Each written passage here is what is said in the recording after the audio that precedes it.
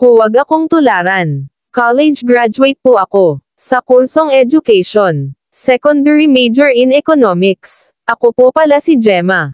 For short, just call me Gem na lang.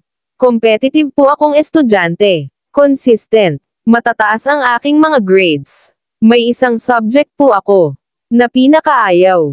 At lalo na ang dami-dami kasing pinapagawa, kinakapos na ako sa oras. At lalo na pang gastos, may edad na ang professor namin. Pero ang bango-bango pa rin niya.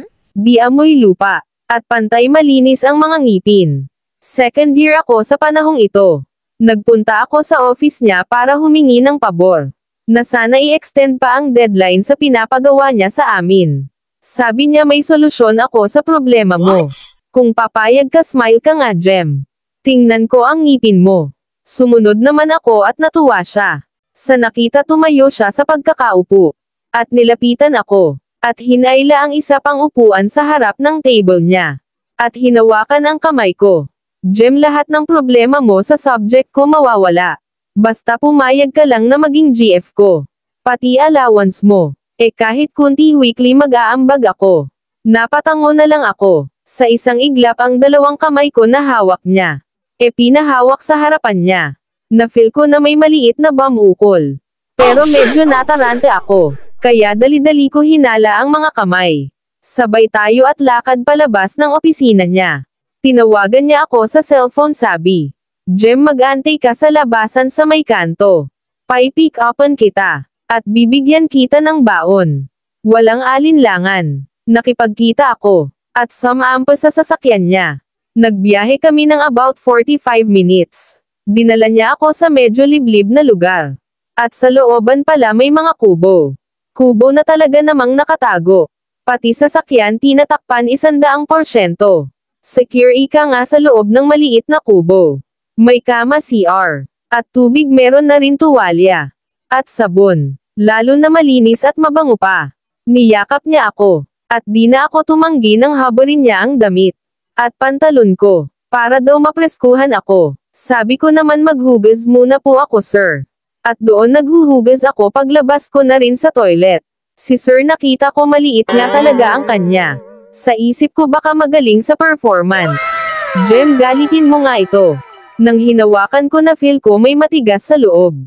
Yun pala, meron 3 siyang bulitas. Since mabango blue ko siya. At medyo tumigas naman. Walang alinlangan, inupuan ko. At gumiling ako. At shit, iba pala ang kilati na hatid ng bulitas na yun, sobrang sarap. Sa kasamaang papalad, mabilis din siya nalabasan. Sabi ko, sir, paano naman ako? Pwede ba laruin mo naman yun akin? Habang tinitigan mo. Ayaw kong kinakain kasi naaasiwa ako sa ganon. Kaya hinimas-himas niya at sabay pinasok ang 2 daliri niya.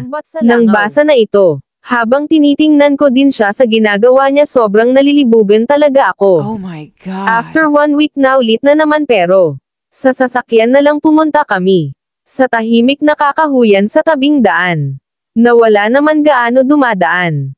At doon nakapark. Sa biyahe palang pinatanggal na niya ang panty ko.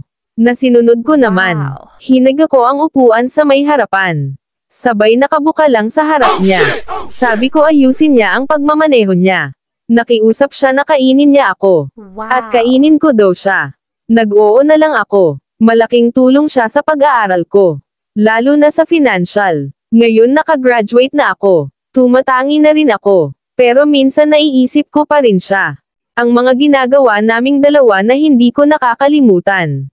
Dahil sa sobrang sarap na naranasan ko kay sir. Hanggang nawalan na kami ng kontak sa isa't isa.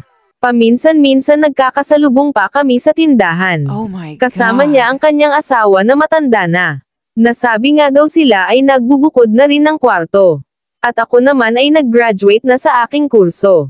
Share ko lang talaga ang aking kwento ko sa buhay. Huwag po ninyong tularan ng mga kabataan kung mayroon man dito. Kasi naiisip ko na kukonsensya din ako, lalo na sa asawa niya. From Gem, maraming salamat po sa lahat.